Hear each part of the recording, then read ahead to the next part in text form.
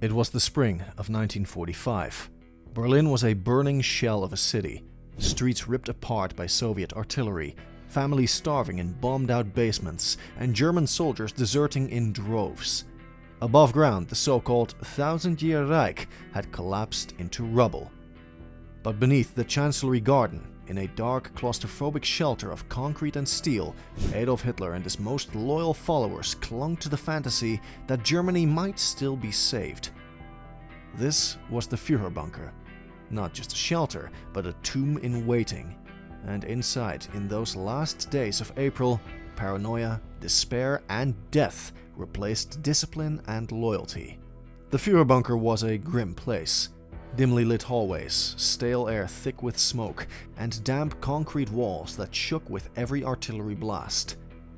Built to survive bombs, it had thick steel doors, reinforced ceilings, and a labyrinth of small rooms, bedrooms, offices, and narrow corridors that twisted like a maze.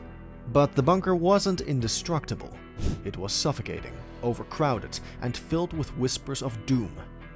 By April 20th, Hitler's 56th birthday, he had already retreated here permanently, refusing to step outside as Soviet troops encircled the city. The bunker wasn't just Hitler's refuge, it was the final stage for the Nazi elite.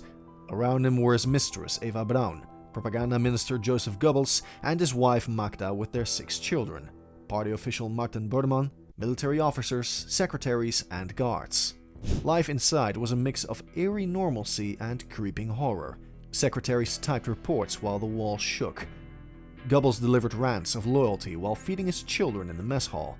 Eva Braun, dressed in elegant gowns, tried to maintain a sense of routine, organizing small gatherings, serving champagne, and insisting on laughter, even as the Reich crumbled above them. Yet, everyone knew this was the end. By the final weeks, Hitler himself was a shadow of the dictator the world once feared. Witnesses described him as physically broken. His hands trembled uncontrollably. His back stooped, his face ashen. His health had deteriorated after years of stress, drugs, and the weight of defeat. But worse than his physical decline was his mental state. He ranted endlessly about betrayal, cursing his generals, denouncing the German people as unworthy of him. Reports of defeat poured in daily. Soviets advancing from the east, Americans and British from the west. Hitler refused to accept reality. Instead, he barked impossible orders to armies that no longer existed. Those inside the bunker lived in constant tension. Each hour brought news of collapse. Food and supplies dwindled, phones went dead, and radios delivered only silence or reports of encirclement. For Hitler's followers, there was no escape. Above ground, Soviet soldiers closed in. Below, in the bunker's suffocating air, they whispered about suicide, about cyanide, and what would happen when their leader finally gave the order. What unfolded next, the rushed wedding, the final will, and the pact of death, would turn the Führerbunker into the grave of Nazi Germany itself. On April 29, 1945, while shells shook the ground above, Adolf Hitler staged an event that stunned even his closest aides. He married Eva Braun. For over a decade, she had been his secret mistress, hidden from the German people to preserve his image as a leader without personal attachments. Now, in the final hours of the Reich, he made her his wife. The ceremony was short, almost surreal. In a dim bunker corridor, a minor city official presided. Hitler wore his military tunic, Eva a black silk dress. The witnesses were Joseph Goebbels and Martin Bormann. There were no cheers, no flowers, no music, just paperwork and a shaky signature. Eva smiled, reportedly radiant despite the circumstances. Hitler, pale and detached, signed his name with a trembling hand. The marriage lasted barely 40 hours. Afterward, a grim wedding breakfast followed. Champagne was poured, cake was served, and bunker staff forced laughter into the suffocating air. Witnesses remembered Eva trying to lift spirits, chatting and joking, even dancing briefly. Hitler, by contrast, sat silently, staring into space. Everyone in the room knew what this marriage meant. It was not a new beginning, it was a death pact. Eva had chosen to die with him. That night, Hitler dictated his last will and political statement. In it, he blamed Germany's defeat on betrayal by his generals and, once again, on Jews.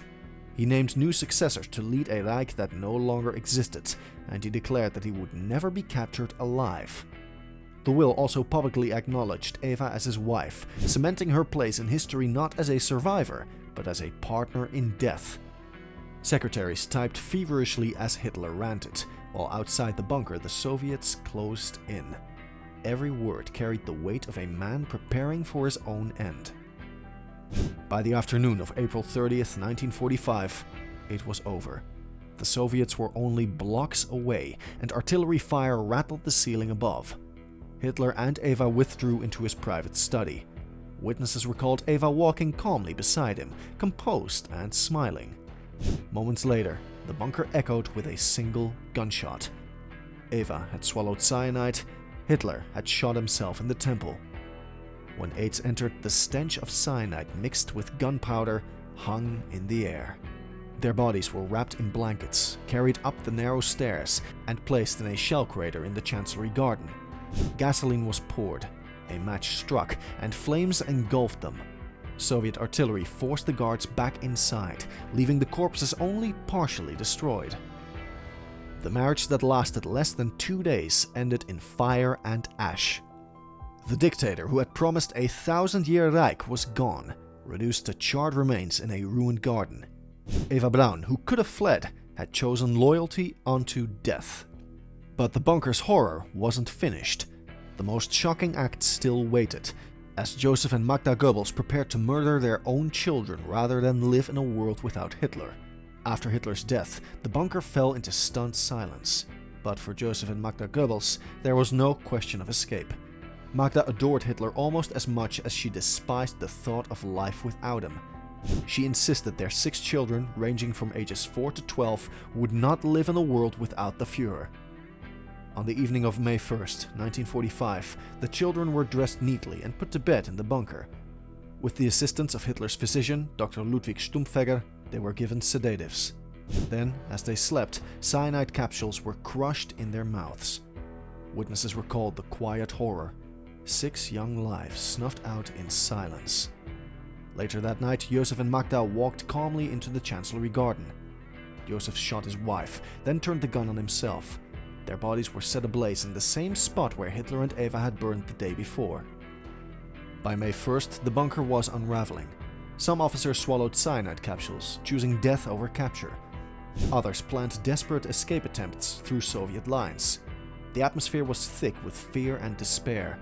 Secretaries destroyed documents while guards debated whether to flee or surrender.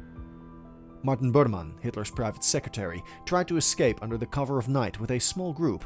He never made it, later discovered dead near a railway bridge, likely killed during the attempt. Others vanished into the ruins of Berlin, never to be seen again. For those left behind, the bunker no longer felt like a fortress, it felt like a tomb. On May 2nd, 1945, Soviet troops stormed the Reich Chancellery. The garden above the bunker was littered with rubble, corpses and burned remains. Soldiers moved cautiously through the underground corridors, their rifles raised. What they found shocked them. The once mighty leaders of the Reich were either dead or prisoners. The heart of Nazi Germany had collapsed into a series of narrow, smoke-stained rooms filled with the stench of death. The Führerbunker, built as the ultimate refuge, had become the grave of the Third Reich. News of Hitler's death spread quickly across the world. For some it was relief, for others disbelief.